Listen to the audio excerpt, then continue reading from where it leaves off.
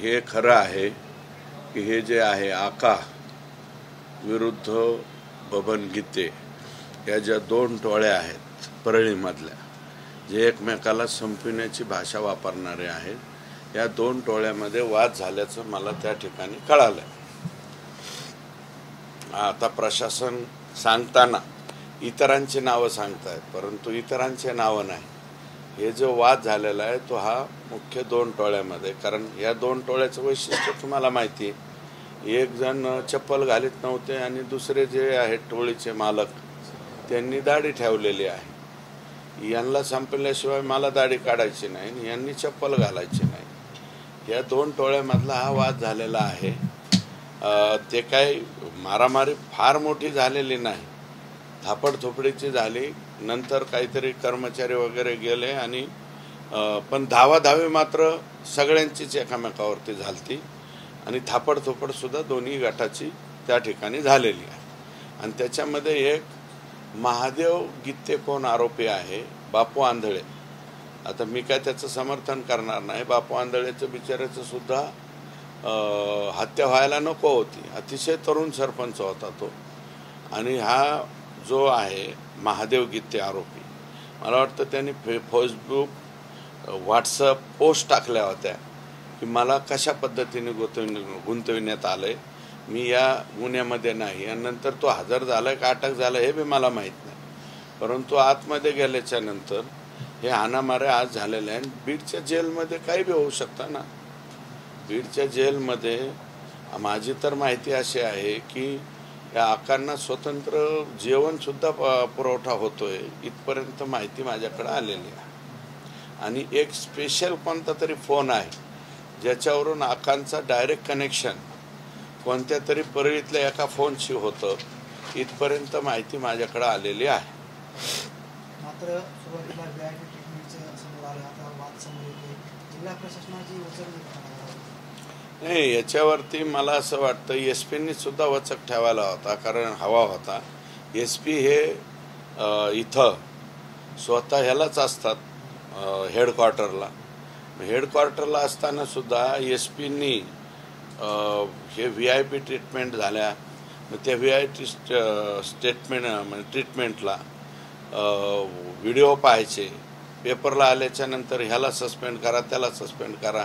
याच्याऐवजी अगोदर एसपींनी काय त्याची व्हिजिट का नाही केली? जेलमध्ये हाणामाऱ्यापर्यंत गेलं.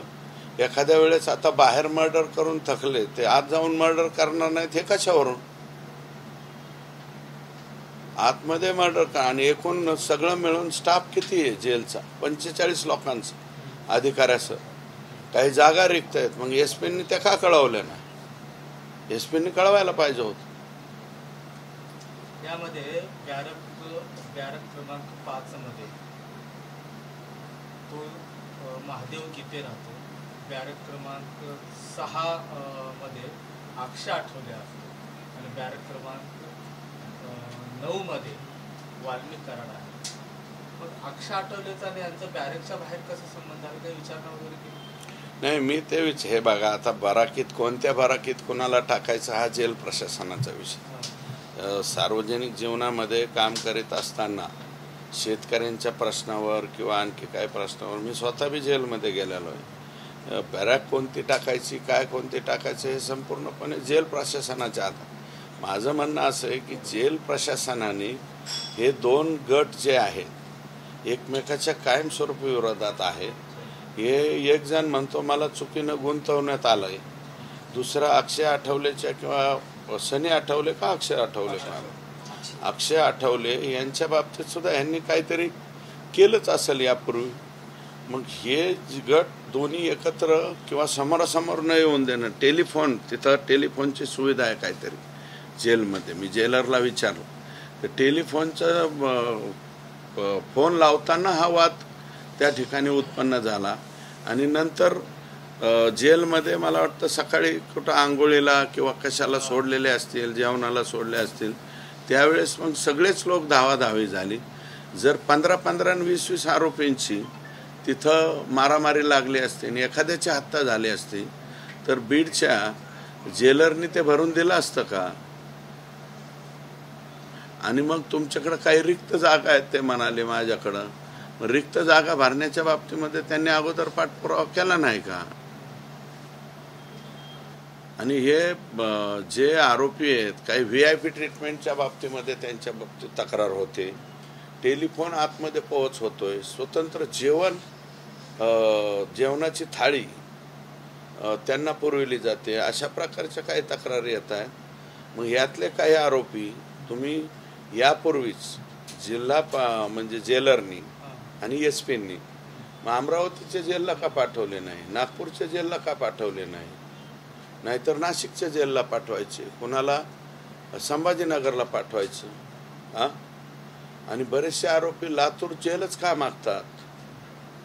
कोणत्या कोणत्या आरोपींचे नातेवाईक लातूर जेलला आणि बीड जेलला या ठिकाणी काम करतात, हे जेलरला आणि SP साहेबांना माहीत नसतं.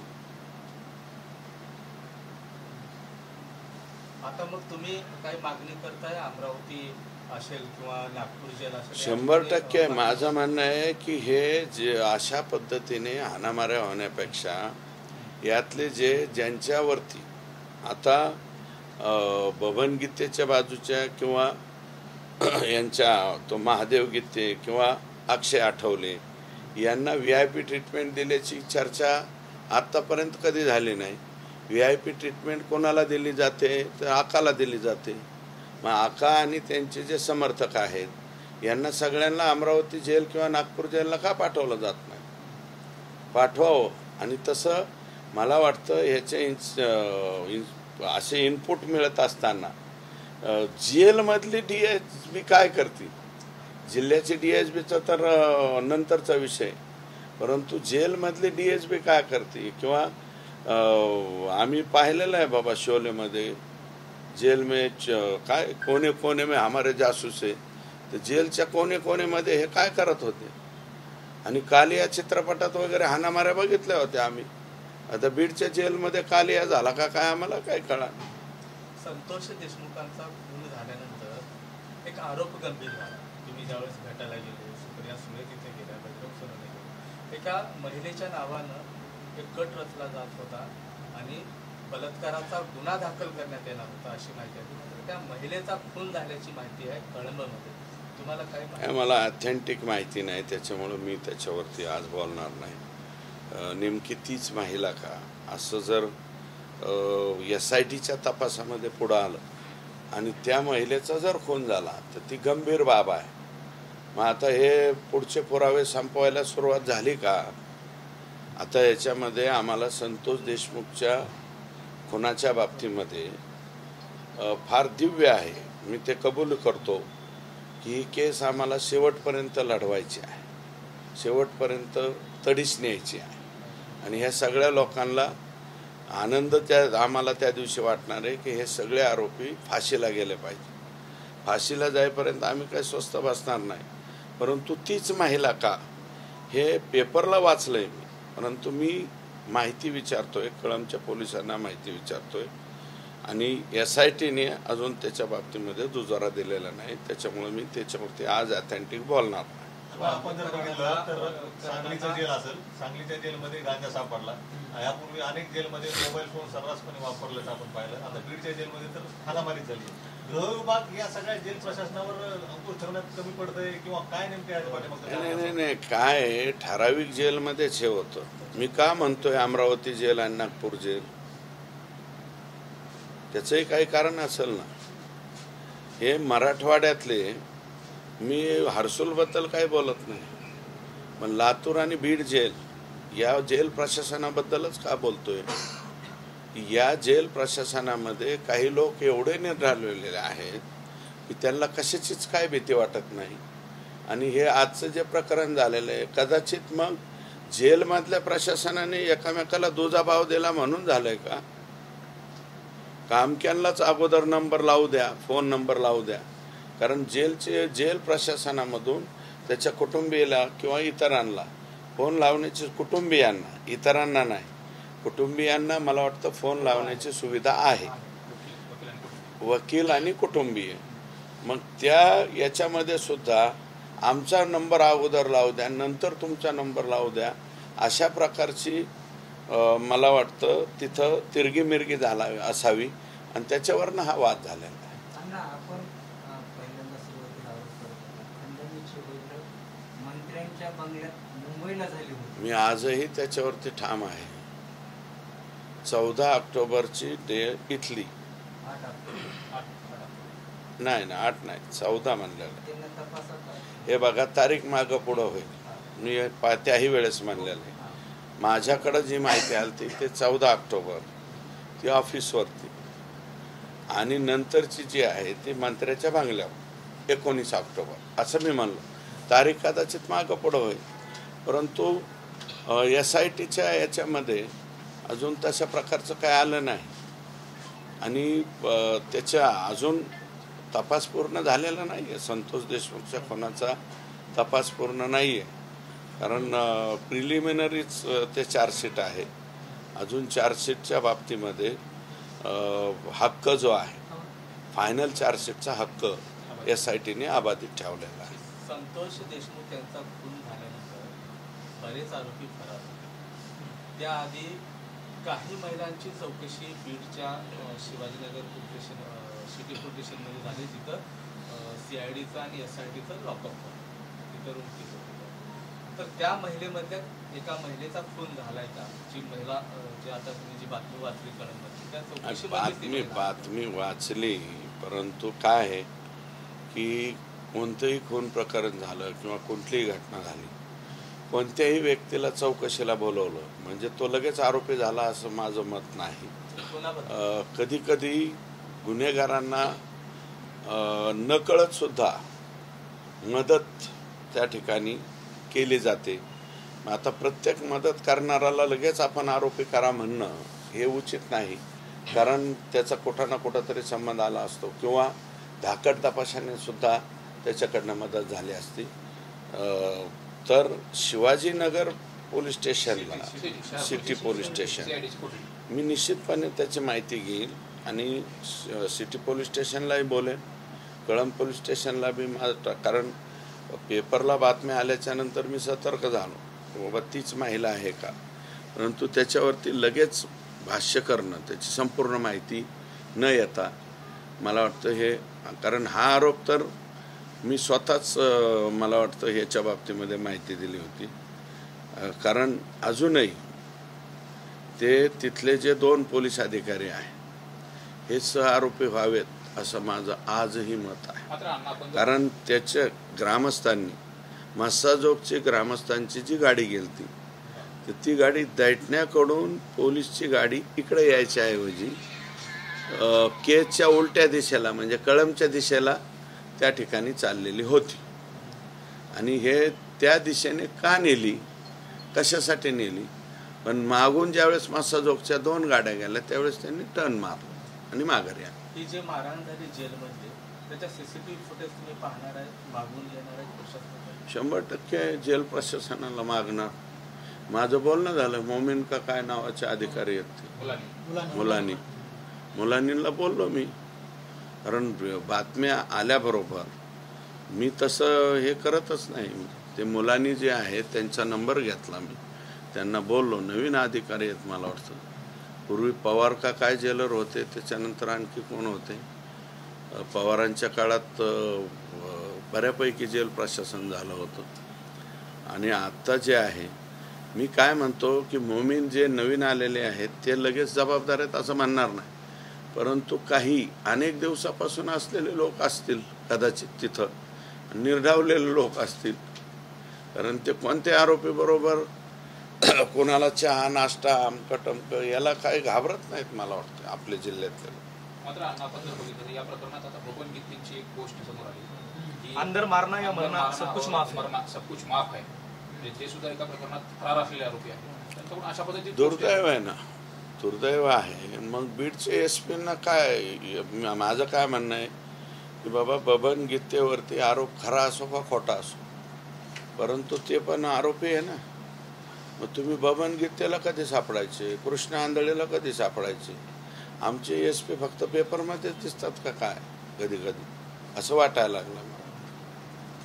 प्रश्न असा उपस्थित होतो की एका फरार असलेल्या आरोपीला जेलमध्ये काय चाललंय याची माहिती मिळते, जेलमध्ये झालेली मला वाटतं आमच्या आता पोस्ट आली, मला तर तुमच्याकडून माहिती मिळाली. नंतर मी ते मोमीनला विचारलं पत्रकारांकडून, आणि एक जण आहे माझा कार्यकर्ता, त्यांनी माहिती दिली मला.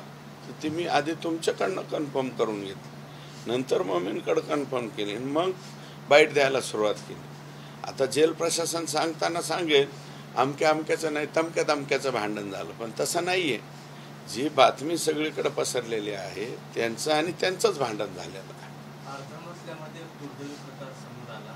संपूर्ण मस्जिद जी आहे ती जिप्पींच्या कांद्यानं उडवून देण्याचा घाट घातला होता, मात्र तो यशस्वी नाही झाला. कसं बघता? काही अधिकाऱ्यांची बातचीत झाली? मी बोललो, अधिकाऱ्यांशी बोललो.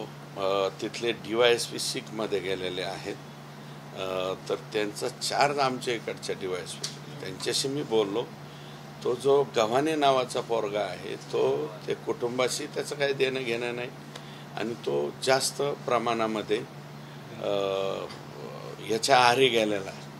आणि तो दुसरा सागडे का काहीतरी त्याच्याबरोबर, आडगे का सागडे माझी जी माहिती ते सागडे आहे. तर हे एकदम फुल ड्रिंकर ॲटम आहे.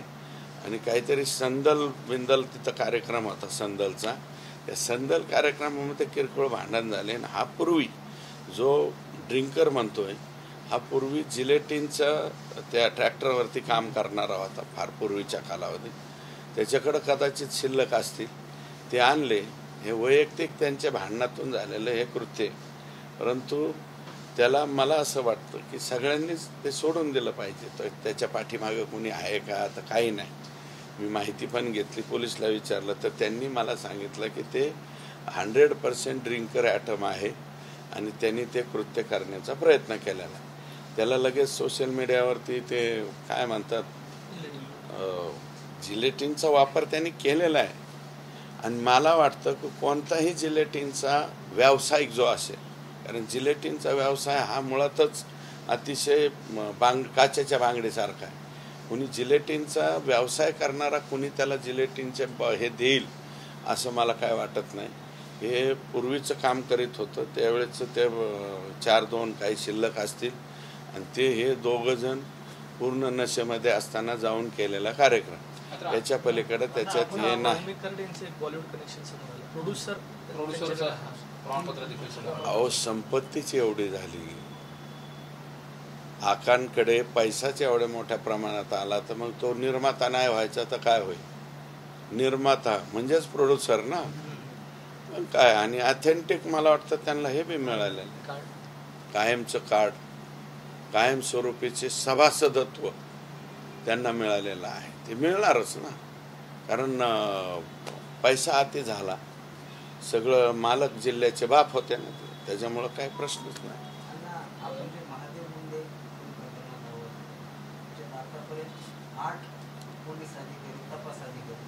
हे एसपीने ठरवायला पाहिजे. मग तुम्ही सगळे लोक रोजच्या रोज म्हणतायत, परंतु मग सोशल मीडिया आणि ह्याचं आणि प्रत्यक्षात मग SP कसं काय बदलतायत माणसं? आणि ज्यांच्याकडे तपास दिला त्यांना एकाला सांगा ना. आणि माझ्याकडे आजही माहिती आहे काही आरोपी गोट्या गीते वगैरे काही नावाचे असे काही अधिकारी आहेत, ते आरोपी आहे की ते आताही परळीत सर्रास फिरतात. 2 तारखेला जामीन ठेवतायत आणि परळीच्या पोलिसांना सापडत नाही. मी सोडा, अंजली दामानिया, त्याच्यानंतर त्या दुसऱ्या तृप्तीताई देसाई, आणखी कोणी काही परळीतल्या पोलीस अधिकाऱ्यांचे नावं सांगितलेत का? नाही. SP-चं काम नाही का त्यांना हे खरं आहे का खोटं आहे का बघायला, त्यांना परळीतून याला हेडक्वार्टरला जॉईन करायला? मग करतायत काय? आणि 8 पोलीस अधिकाऱ्यांचा पहिला एक कोण DYSP नेमला होता? चोरमले कोणी आणलेला आहे? चोरमले प्रत्यक्षात बघितलाय का तुम्ही? मला त्याचं वर्णन नाही करायचं. आणि तिथले जे ह्याचे संतोष देशमुखच्या खून प्रकरणानंतर मीनाका काय नावाचे आरोपी म्हणजे DYSP आहेत, त्यांनी कुणाकडून तरी बरीच काही मोठी रक्कम घेतल्याची सुद्धा चर्चा आहे. हो, कोणतरी मीना आहेत. हा, ते मीना जे आहेत त्यांनी हे म्हणजे सुरुवातीला एवढं प्रकरण नाही. 9 तारखेला घडल्याच्या नंतर खरं हे उचललं गेलं 16 पासून पुढं. 12ला मी गेलो तिथं. माझ्या अगोदर प्रकाशदादा सोळंके आणि संदीपभाई क्षीरसागर गेलते, तिथले खासदार गेलते, मनोजदादा पाटील गेलते. मनोजदादा तिथं नसते तर मग गुन्हा दाखल करायला, ते असून मी गुन्हा दाखल करायला वेळ झालता ना. हे कमलेश मीना जे आहेत यांच्याबद्दल माझ्याकडं माहिती फार विचित्र आहे की तिकडनं लगेच काहीतरी मोठी रक्कम पदरात पाडून घेतली. तिडके ॲडिशनल SP आहेत. मग तुम्ही तिडके ॲडिशनल SP त्यांच्याकडे तर तपास द्यायचा. ॲडिशनल SP आहे का नाही अंबाजोगाईला, त्यांच्यावरती भरोसा टाकायचा. आणि आता कुठं गेवराईचा DYSP तपासाला द्यायचं. ज्या DYSP कडे 9 पोलीस स्टेशन, माजलगाव तालुका आणि गेवराई तालुका एवढा मोठा एरिया आहे, आणि तिकडचे सगळे सोडून द्यायचे अधिकारी. आणि जे अधिकारी शेवटपर्यंत पोहोचले की ते तोपर्यंत बदलला जात.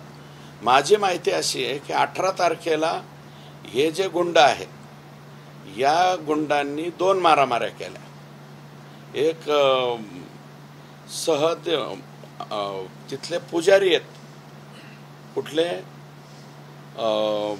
वैद्यनाथ मंदिराचे पुजारी आहेत, आणि ते नाथरा गावचे रहिवासी, मनोज पुजारी का काहीतरी त्यांचं नाव आहे. आणि त्यांना मारहाण करण्यात आली. त्यांचे हे केलं, हात तोडले, पाय तोडले. त्याला गुन्हा दाखल करायला 156(3) म्हणजे आता 175(3) का काय झालेला, त्या गुन्ह्याअंतर्गत तो गुन्हा दाखल झाला. 19 तारखेला एक मारामारी केली. शहादेव, त्याचं नाव शहादेव आहे बरं का, तोही वंजारी समाजाचा पोरगा आहे. त्याचे हातपाय तोडले, ज्याचं व्हिडिओ चित्रण आलं. आणि तो 156(3) मध्ये कोर्टात गेला. त्याच्यानंतर गुन्हा दाखल झाला 19 तारखेला. आणि 20 तारखेला महादेव मुंडेचा मर्डर झाला. मग जे लोक अगोदरचे 2 दिवस एक सलग मारामाऱ्या करतात, हे तिसऱ्या दिवशी महादेव मुंडेचे मर्डरर नाहीत, हे कशावरून? अहो, हे माझ्यासारख्या माणसाला कळतं, मग SP-ना आणि त्यांच्या खालच्या अधिकाऱ्यांना का कळत नाही? आणि जे लोक आकांनी बसवलेले आहेत, एवढे गंभीर त्यांच्यावरती आरोप झालेले आहेत, SP-चं काम नाही एक चौकशी समिती नेमायची त्यांच्यावर जाऊन चौकशी करायची का? अरे बाबा, सुरेश धस काय म्हणतो, जर सुरेश धस किरकोळ माणूस, अंजली दामानी आहेत, तृप्ती देसाई आहेत, आणखी ज्यांनी कोणी आरोप केलेले आहे परळीच्या पोलिसांवर, ते भास्कर केंद्रे, अजून ते ज्यांचे नावं, ते याचा मर्डर झाला त्या पट्टेदारचा का काय, पाटीदार पट्टेदार, पोलीस स्टेशनच्या समोर माणूस मेला आणि दाखवला दवाखान्यात गेलो मेला. आणखी एक आरोप केला जातोय अंजली दमाने यांच्याकडून की हे संपूर्ण चार्जशीट दोषारोपपत्र दाखल केल्यानंतर यामध्ये ज्यांनी आरोपीला मदत केली, कोणी फोन केले, असं काहीच दिलं गेलं नाही. ते दोषारोपपत्रात जे जबाब आले आरोपींच्या, त्या जबाबामध्ये हत्या केल्यानंतर कुठं कसे पळून गेले, कुठं लपले, असा काही उल्लेख केला गेला नाही. त्यामुळे हा जबाब देखील का स्क्रिप्टेड मला वाटत नाही. असं काही SIT आहे, सर्रास केली आहे.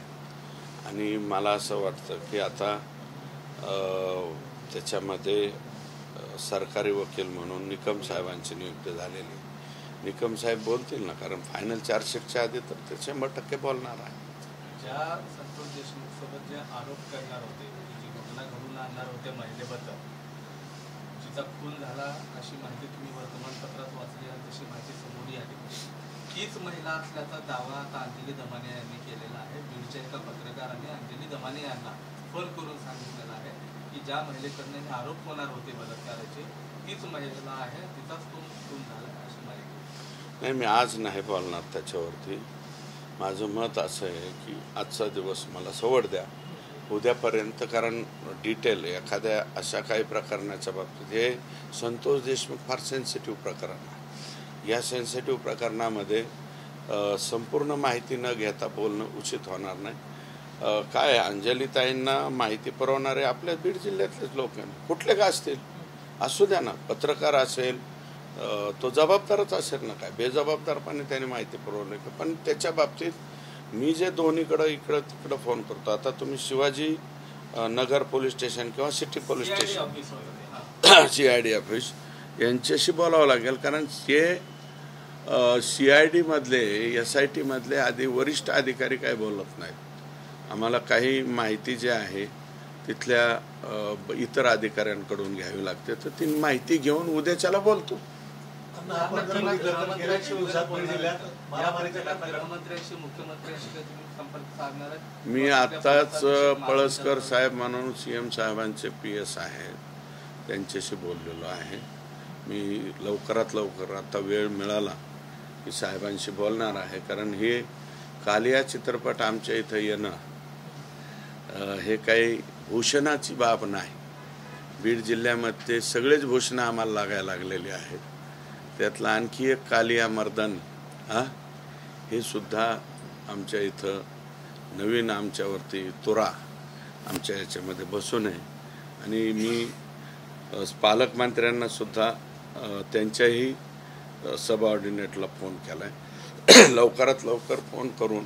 आणि मी उद्याची तारीख वेळ मागितली, कारण 2 तारखेला DPDC आहे, किंवा 2ला बी मला मिळालं तरी जाईल मी, कारण DPCपेक्षा मला वाटतं हे प्रकरण गंभीर आहे. 3 तारखेला ज्ञानेश्वरी मुंडे मुख्यमंत्र्यांना भेटणार आहेत, त्याबद्दल काही तुमच्याशी चर्चा झाली? चांगली गोष्ट आहे. ज्ञानेश्वरीताई CM साहेबांना भेटतील तर मी सुद्धा त्यांच्याबरोबर जाईल भेटायला. आणि माझं मत असं आहे की 18 तारखेला 19 तारखेला सलग मारामाऱ्या करणारे लोक 20 तारखेला महादेव मुंडेंचा मर्डर करू शकतात, असं माझा अंदाज आहे. आणि ते बी एवढ्या दिवसाचा जो माझा अनुभव आहे त्या अनुभवाचा, कारण शहादेव नाव आहे त्या मुलाचं. मी माझ्याकडे व्हॉट्सअपला नाव आहे शहादेव. आडनाव काय रे? माझा पर्सनल फोन कुठे? पर्सनल काय, आपला ओपन एअर थिएटर आहे. आण रे बाबा, शहादेव काय नाव आहे त्याचं, व्हॉट्सअप नंबर आहे त्याचा, शहादेव सातभाई आडनाव आहे. आणि तो बिचारा वंजारी समाजाचाच मुलगा आहे. याचं बी टंगडं तोडलंय, याला 307 केलंय. अजून याचा गोट्या गीते तो कराड, एक अजून त्यातला एक कोणता तरी कराड आरोपी आहे, तो आत्ता सुद्धा परळी शहरात फिरतोय. SP साहेबाला ते बी फोन करतोय, मी फोन करतोय, SP साहेब आरोपी तिथं हिंडत येत असं होते, मैं करता हूँ एवढंच म्हणतो. आणि बाकीचे आरोपी मध्येच हिंडत होते, बाकीचे आरोपी अटक केले. पण तो जो मेन आरोपी यातले 2 ते गोट्या आणि राजू असे काहीतरी नाव आहेत यांचे, हे मेन आरोपी आहे ह्या दोन्ही प्रकरणातले. सातभाई आणि तो पुजारी, मला वाटतं पुजारी आडनाव आहे, ते कदाचित ब्राह्मण समाजाचे लोक आहेत. ते वैद्यनाथ मंदिराचं काय असतं ना, पूजा अर्चा करायचं, त्यांच्याकडं आहे. आणि त्यांना मारलंय. आणि हा गुरव समाजाचा असेल, मला जात माहिती नाही, परंतु गुरव समाजाचा. आणि त्याला सर्टिफिकेट काय दिलं? अंबाजोगाईचे दवाखाने खर्चटलेलं आहे. म्हणजे अंबाजोगाईचं जे डीन आणि तिथले काही डॉक्टर लोक काय सर्टिफिकेट देतात याचा उत्तम नमुना त्या गुरवच्या प्रकरणामध्ये तुम्हाला पाहायला मिळेल. आणि शेवटी त्यांनी ह्याच्याकडे गेले, जे इकडून तिकडून सर्टिफिकेट आणलं आणि कोर्टातून केस दाखल केली. पोलिसने केस नाही दाखल केली, परळी पोलिसने. आणि ते परळी पोलीसवाले तसेच्या तसे SP साहेबांनी तिथंच ठेवले. सध्या एक चर्चा होती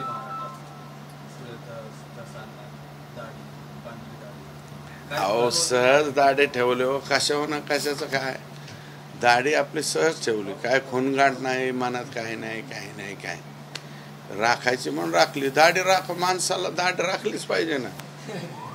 आपलं काय आता पांढरी आहे, आठवड्याभराने काळी करतो, पुन्हा 15 दिवसांनी पांढरी राहील, काय त्याच्यात. मात्र अण्णा जे VIP ट्रीटमेंट पासून जर जेलचा सगळा इतिहास बघितला, बीडच्या जेलचा, तर खूप साऱ्या तक्रारी झाल्या.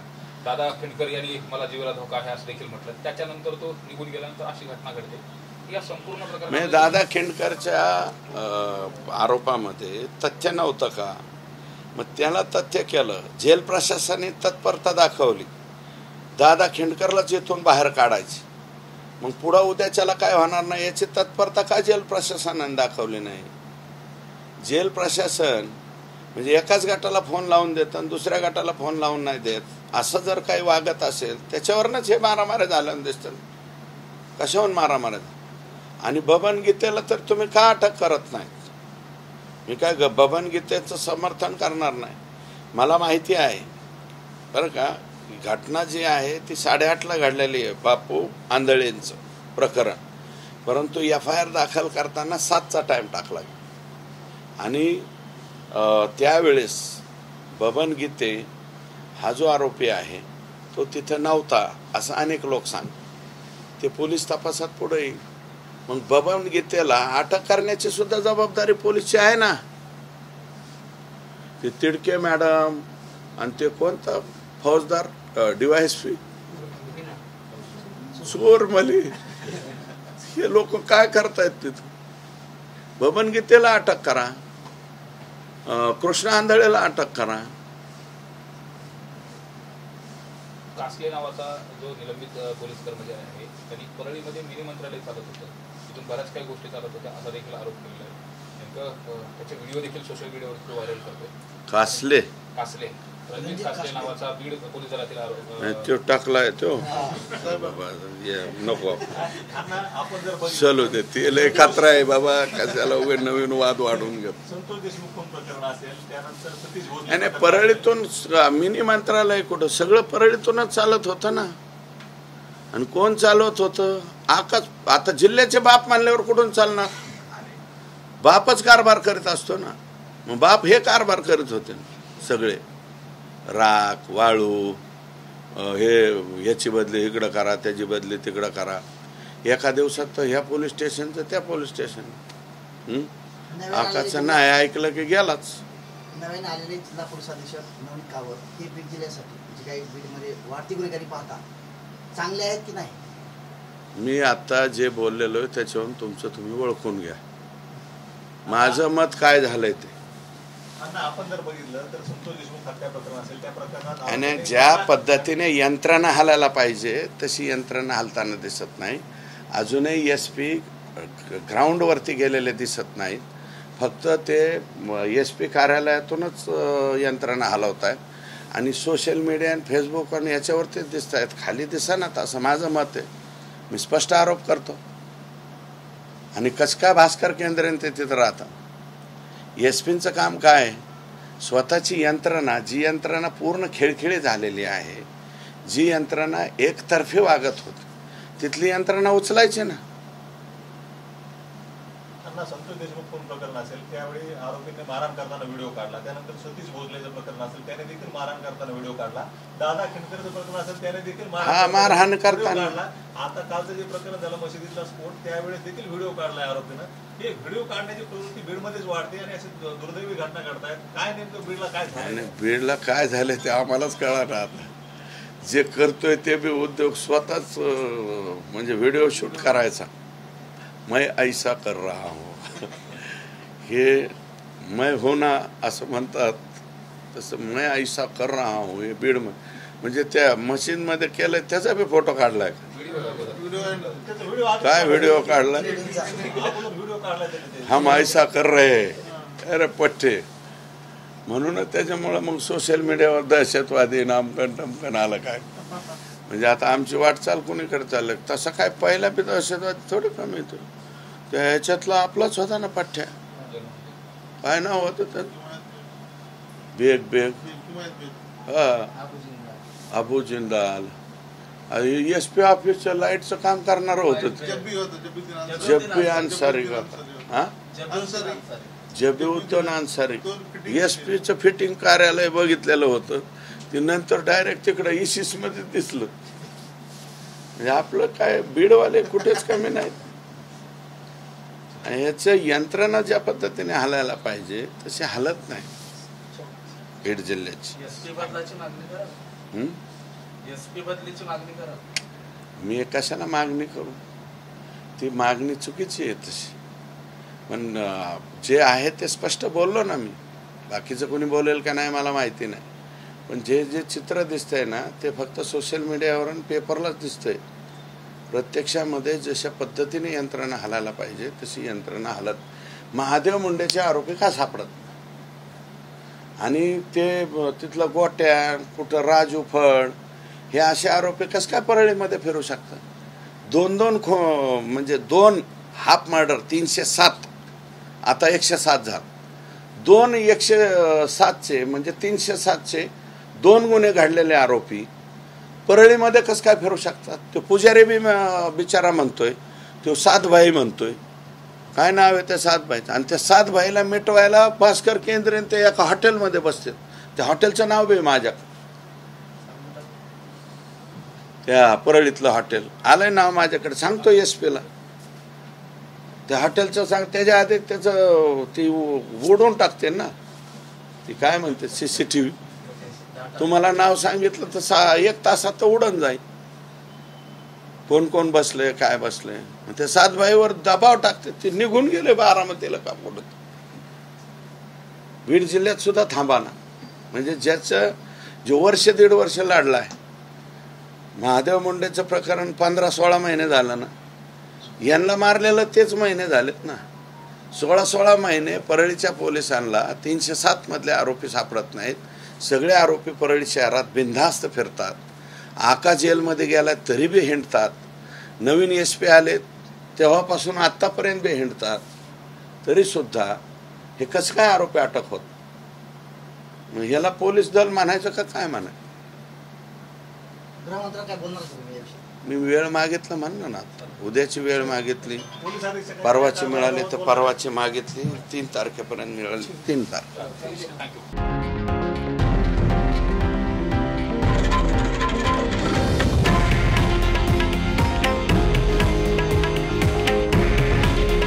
हे आहे देशातील नंबर 1 न्यूज नेटवर्क आणि आपण पाहत आहात TV9 मराठी. काळजी तुमची, हित महाराष्ट्राचं.